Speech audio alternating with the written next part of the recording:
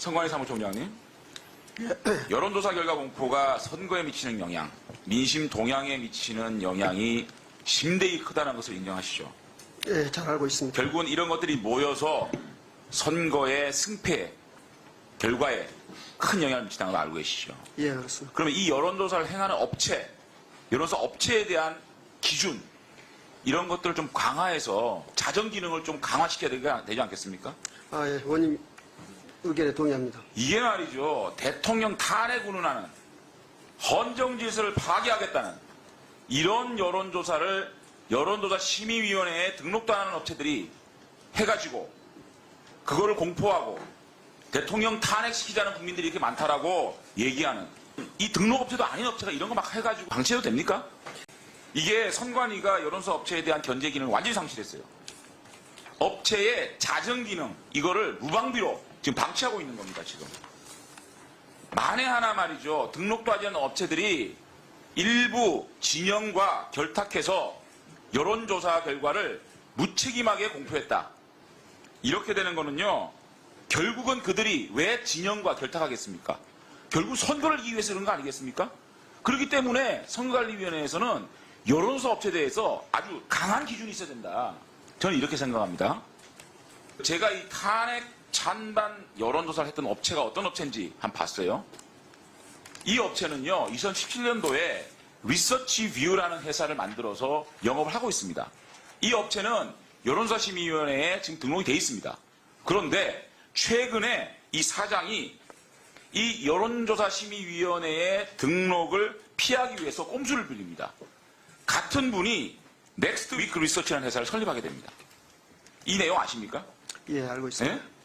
등록을 안 하게 되면 어떻게 되죠? 여론조사 자료 일체를 제출 안 해도 되는 거죠. 우선 그 대전제가요.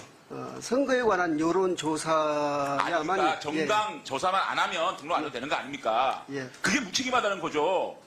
대통령 탄핵이나 정치 현안 조사 이런 것들을 정당 조사만 안 해도 나는 모르겠다. 이렇게 되면 이런 것이 쌓여서 결국은 선거에 큰 영향을 미치는 겁니다. 이들이 진영과 결탁했다라고 하면 선거를 이기기 위해서 하는 거 아니겠습니까? 그러니까 왜 선관위에서 이건 난 책임 없다고 얘기합니까? 지금 의원님 잘 아시는 것처럼 우리가 규율할 수 있는 범위는 이제 선거에 관한 아니 여론조사인데요. 그러니까 그거를 정치 현안 조사는요. 예, 예. 더더욱 강화해야 되는 겁니다. 예. 정치 현안 조사가 정치 선거에 미치는 영향이 얼마나 큽니까? 이거는 저희는 이걸 어떻게 하겠습니까? 이렇게 얘기한 자체가 예. 이거는 책임 방기하는 겁니다. 그러니까 법안을 명백하게 더 강화하는 법을 발의하라고 해요. 쭉 얘기 좀 할게요. 문제가 얼마나 심각한지, 예. 얼마나 지금 여론조사 업체에 대해서 방치하고 있는지. 그러니까 이 업체를 보니까 더 놀라운 거는요. 이분이요. 이 리서치 뷰와 넥스트 위크 리서치를 공동 같이 소유하고 있는 이분이 안일원이라는 분인데 노무현 대통령 청와대 행정관을 했고 노무현 후원의 대선 자금을 총괄했다. 이거를요.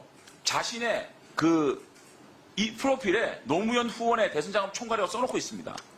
이런 분이 대통령 탄핵 운운하는 여론조사를 해가지고 또 그것도 리서치 뷰가 아니라 여론조사 심의위원회에 등록도 안 해도 되는 이런 업체를 만들어가지고 이런 거 막 하는 겁니다.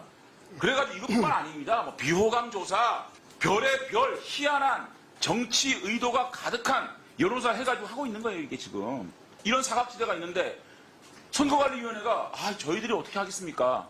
이렇게 얘기하면 안 되죠. 그래서 저희 이와 관련해서 법안이 지금 발의됐기 때문에 입법 과정에서 그거 더 내가 봤는데요. 더 강화해야 됩니다. 설명할게요. 얼마나 지금 그 법안도 부실한지. 그 다음에 당의 대표를 선출한 전당대회. 이것도 심의위원회에 등록 안 해도 돼요. 예.